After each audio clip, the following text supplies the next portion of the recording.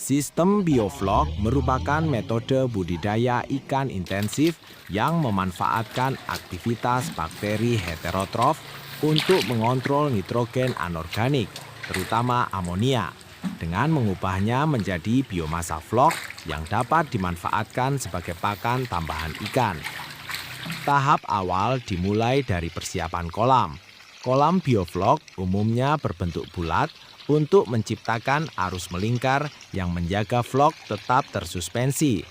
Volume kolam disesuaikan dengan kapasitas aerasi.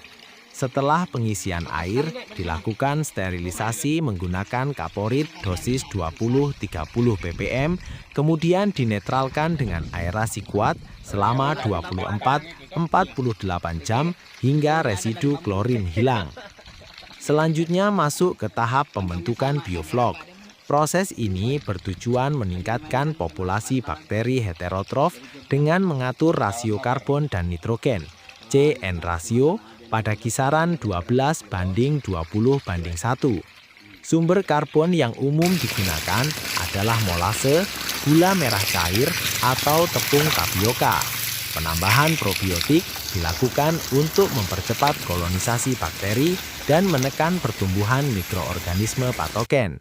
Parameter kualitas air yang harus dikontrol secara ketat meliputi pH optimal 6,5 sampai 8, suhu 26 sampai 30 derajat Celcius, DO oksigen terlarut minimal 4 mg per liter, amonia atau NH3 kurang dari 0,5 mg per liter, nitrit kurang dari 1 mg per liter.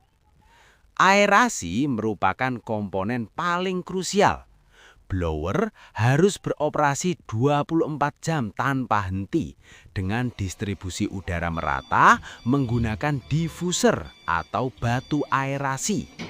Kegagalan aerasi dapat menyebabkan flok mengendap dan meningkatkan resiko kematian massal.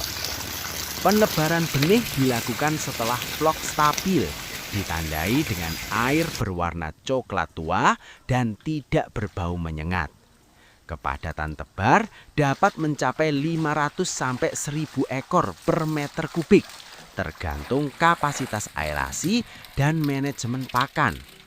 Aklimatisasi benih wajib dilakukan untuk menghindari stres osmotik. Manajemen pakan menjadi kunci efisiensi produksi. Pakan diberikan 3-4 kali sehari dengan dosis awal sekitar 3-5% dari biomasa ikan, lalu disesuaikan dengan pertumbuhan. Karena ikan memanfaatkan bioflok sebagai sumber protein tambahan, nilai FCR dapat ditekan hingga 0,8 sampai 1,2. Pengamatan respon makan ikan dilakukan secara visual dan melalui sisa pakan. Selama masa pemeliharaan, volume flok harus dikendalikan. Jika total suspended solid atau TSS melebihi 500 sampai 600 mg per liter, dilakukan pengurangan flok melalui penyiponan sebagian air atau penambahan air baru maksimal 10 sampai 20% untuk menjaga stabilitas sistem. Memasuki umur 60-90 hari, ikan telah mencapai ukuran konsumsi. Panen dilakukan secara parsial atau total, tergantung permintaan pasar.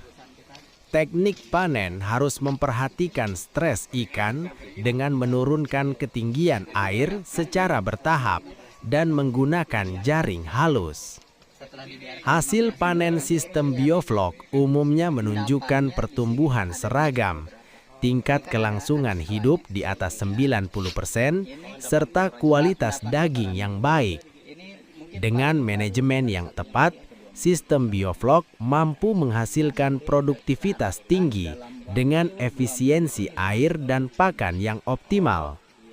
Bioflok bukan hanya sistem budidaya, tetapi sebuah pendekatan bioteknologi yang menggabungkan mikrobiologi, manajemen kualitas air, dan nutrisi ikan secara terpadu.